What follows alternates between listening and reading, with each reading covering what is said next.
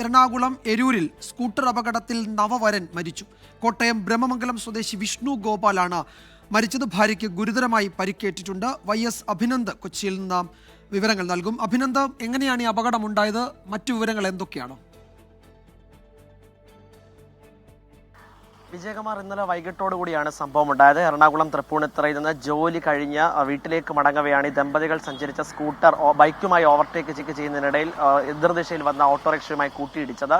അപ്പോൾ തന്നെ ഈ യുവാവ് മരിക്കുന്ന സാഹചര്യമാണ് ഉണ്ടായത്.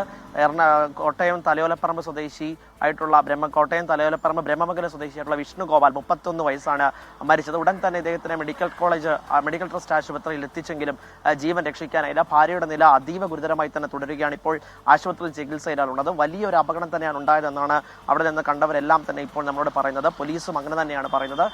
എന്തായാലും വലിയ ഒരു അപകടമാണ്. ഈ അപകട സാധ്യത കൂടുതലുള്ള മേഖലയാണ് ഈ എറണാകുളം എരൂര്. പലപ്പോഴായി പലതവണ പരാതി നൽകിയിട്ടും ഒരു നടപടി ഉണ്ടായില്ല എന്നുള്ള ആക്ഷേപവും അവിടെയുണ്ട്. എന്തായാലും വലിയ ഒരു അപകടത്തിനൊടുവിൽ നവവരൻ മരിച്ചിരിക്കുകയാണ്. വിജയകുമാർ.